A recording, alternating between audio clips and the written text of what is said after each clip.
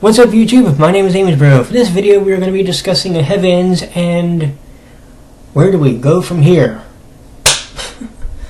Because unfortunately, as I'm sure we all know, the ending of this past season left a lot of questions.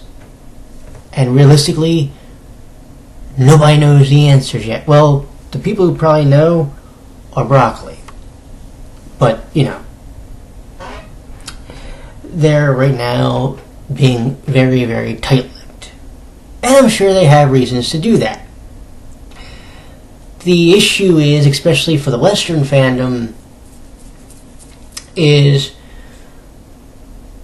if you're a fan of UtaPri in the West, then when the company goes dark like this and basically goes on a information blackout, that kind of causes uncertainty and unease amongst members of the fandom. At least I don't like to think so, but I figure it would. Do you get what I'm saying? When it comes to, say, heavens, they have a story that is very easy to tell. Their story is arguably easier to tell right now than anything you do at this point with Starish or Quartet Night. Well, okay, the Quartet Night one is debatable. I'll explain why. Here is, in a nutshell, the Heavens story. In Season 2, they were introduced as a trio. And they were entered into the UtaPri Awards against Starish with the condition that if they were to lose against them, and the same went for Starish, if they lost to Heavens, then the losing unit disbanded. Heavens loses, but it's a narrow margin. So, because of this, they were forced to disband. We thought. But the fans cried out, and even Starish got in on it and said, no. We don't want you to go away. This caused a very interesting thing to happen because of this, the condition was negated, and therefore Heavens was allowed to remain. We wouldn't see them again until the end of Season 3, when they became a 7-member unit, which had the original trio of Ichi Ittori, Nagi Mikado, and Kirisu Miyagi, and then we had 4 more people. One was Ichi's brother, Iji. The other 3 were Kiryu Van, the brother of Ryuga Sensei, in Yamado, and of course, Shiano Makuza. Well, who was going to win Triple S? That was the question. Well, we found out at the very beginning of this season that they were disqualified. They being Heavens for not being properly entered. Okay, so everybody thinks at this point they're done. No. The Quartet Night says, we don't want the win unless we can compete against Starish and Heavens. So now, here's a group that was a trio that was on the verge of being disbanded. Starish and the fans saved them. Now here they get disqualified this time, and the Quartet Night saves them. What's interesting about the Quartet Knights saving them from being disqualified here, or giving back the wins so they compete against them, is interesting. Because by doing this, it sort of set into motion a very intricate and complex story which started to play itself out the closer we got to the end of the season. Because you see, it was found out that Heavens and Stars, as we know, were entered into a duet project together. Okay. This is where it gets interesting.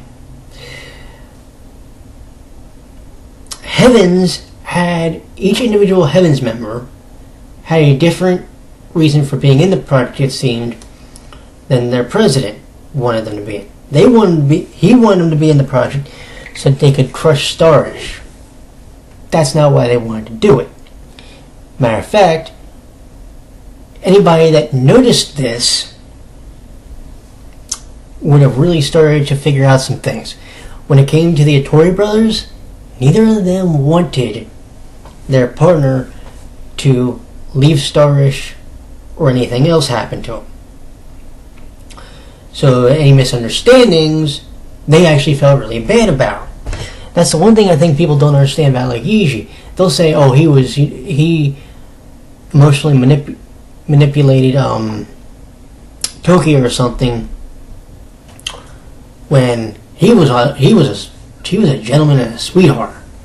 His brother is very much a misunderstood character because he was just as broken emotionally as a person, and in some cases emotionally void, as say Otoya. So what happens? Well, as the story goes through the course of the season, we were finding out about the different members of Heavens, and we were also getting to see Ichi's personal story. How he is the leader, the defined leader of Heavens, and not just by definition, but also by practice. He would make sure that he would keep his troops in line, and he would also be there if any of them needed his support emotionally, like he did with Shion. So his story was a very intricately laid out one, especially when it got to the Otoya saga, because what seemed like his goal of getting rid of him wasn't. What his goal was very simple. He wanted to make what he calls the ultimate song with him. He succeeded. What also happened, however, was Otoya became very much darkened. And unfortunately, because of that message, a lot of the fans didn't quite understand what was supposed to be happening. And instead, they went, Ichi's a prick. And that's literally what you heard. That's all you heard. At least from the Western side. I don't know what the Japanese fandom was like. But here's where it got interesting. As you watched what I'll call the Otoya trilogy, the 3 episodes that led up to that conclusion, what we noticed was there was mixed signals between Ichi and his dad. Because much like when it came to Tokyo's episode, there was a really, really mixed signal here. The difference is that Ichi never wanted to see Tokyo leave Starish.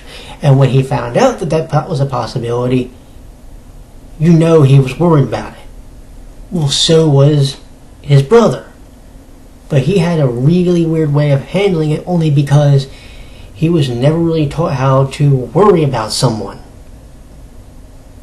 And now, for the first time in his life, here he is, he's worried that Otoya is off wandering the streets somewhere, not going to be able to come back to Starish, and he wants to face him at Triple S.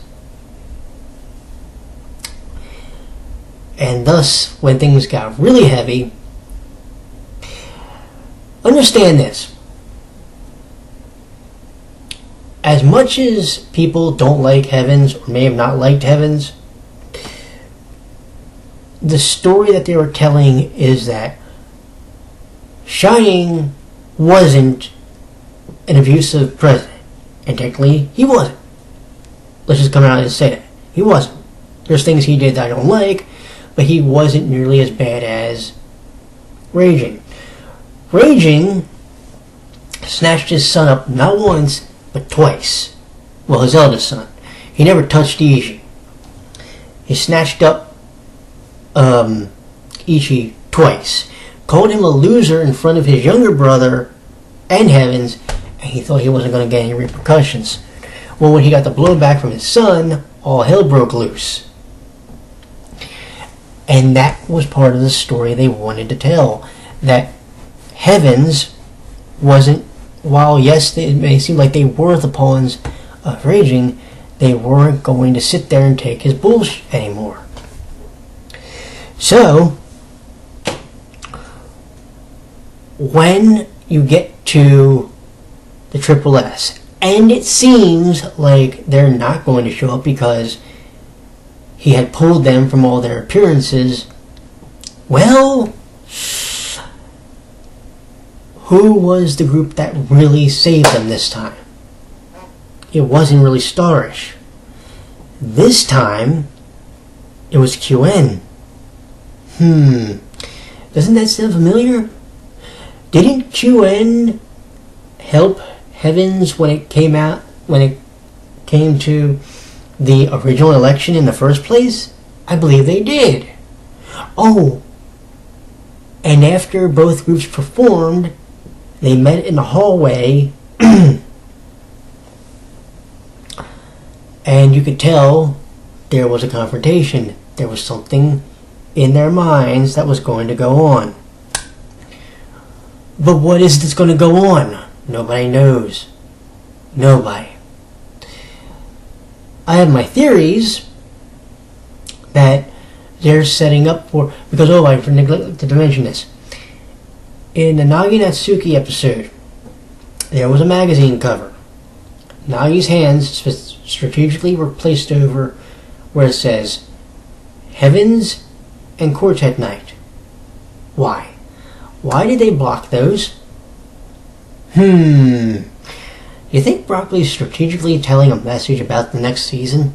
Like they already had planned season 5, but they wanted to see if anybody could have caught on to it? How many people did? I don't know if that many did. The reason I say that is because everybody was assuming that this season was going to be the final. And it's convincing when you look at the message that came before the end card. See, a lot of people probably thought this was going to be the final season because they saw the message for Starish. Cool. But if they saw the end card, it clearly stated that there would be a new animation project, and it began production on that day. So now the question comes, is it going to be Quartet Night versus Heavens? Or is it going to be a Quartet Night Heavens season much akin to, say, 2000? This will be interesting. The reason is because if either of those are the case, do you realize how much of a gamble that's going to be? You have a lot of Starish fans that have said, oh well, at least some fans I know, that have said if there was a season that did not have Starish in it, they might not watch it. Come on. You mean to tell me you've been a fan of UtaPri since potentially 2010 and you're seriously not going to watch the show just because they're not in it? And by the way, for those who wonder why I said 2010, because the game series started in 2010, the anime started a year later. But you really are going to try to convince me that you're not going to watch the anime if it's Quartet Night and Heavens? I don't buy it for a second. I don't buy it for a second because I think you had your curiosity piqued this season. I really do. I think, if you are honest, you are going to watch this because you want to learn more about Heavens. More than you learned this season.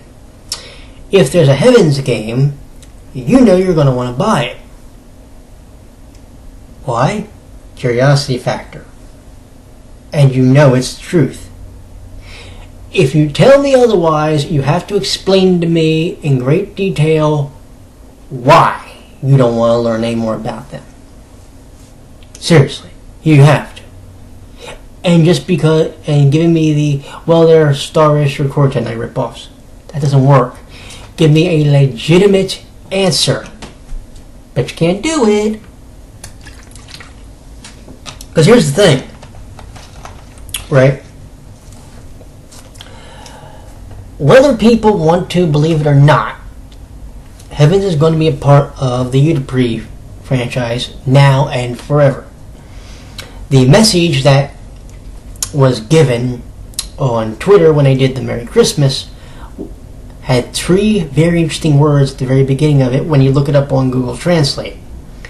From now on, the idols of Shining Agency and Raging Agency want to wish you a Merry Christmas and a Happy New Year. Basically that effect. So, whether you want to believe it or not, in some way, shape, or form, the Cortana and Heavens are going to probably be linked up together. Now, what could they do for a Heavens season if they were going to take the ultimate chance and do Heavens solo? They could do a thing where Haruka ends up. How do I explain this? Where Haruka ends up being loaned to Raging by Shining, so she could learn more about them as individuals, and this would help promote the Heavens game, which I believe is coming out in the very near future. But what's interesting is they weren't really portrayed in many respects as love interests. They're more portrayed as straight up idols. So maybe that's why some people couldn't gravitate towards them, because they wanted to see them more flirtatious than they were. Vaughn is the closest one we got. Everybody else, outside of their confessions, was kind of like, not really, if that makes any sense. But at the same time, they were a very interesting and complex set of characters. So what I'm thinking is, if you do the Heavens game solo, the story goes where Shining loans Haruka to Raging for at least a year. And you go through each one of the characters' roots like you normally would. Or, if they go the route of, say, Diabolical Lovers, you do this. You do something where she's still loaned to Raging, but you see periodical appearances of the Quartet Knight, because you want to keep them at least in the loop, and potentially they may be going against them, maybe not this season, but the season after. Because here's what I'm thinking they're setting up for. Because the number one thing that I think about when I think about the way they're writing Heavens, they lost one time. They lost it. The UtaPri Awards. They effectively, if you think about it, lost twice at Triple S, although one was kind of stricken from the records. So they've got to be given a big win at some point. Do I think it would happen this season? No. I think what would happen is they would use this season to properly debut them as a unit in front of their audience solo. No real interference from Starish, none from Quartet Knight. If this show went 2 more seasons, so another 4 years, say to about 2020, Heavens gets their big win in a contest against the Quartet Knight. The reason is this, and it's almost like professional wrestling booking. You can beat on a babyface to get sympathy on him. You can do that. You can do it for an extended period of time until you get to the point where people stop caring. You would have legitimately at this point one more big opportunity to give them their chance, give them their win. To do that, however, you have to sacrifice one of the groups. Heavens would be Quartet Knight would be the perfect foil at this point for Heavens. It just would be, because of the way that's being built up, I think. We know they will never, ever, ever let Heavens be Starish. That would be like the best case scenario if they're going to get their one big win. They beat the group that's toward the world, and now they want one more chance to put up or shut up against them.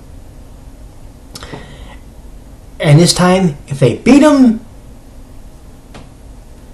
then they've got their win.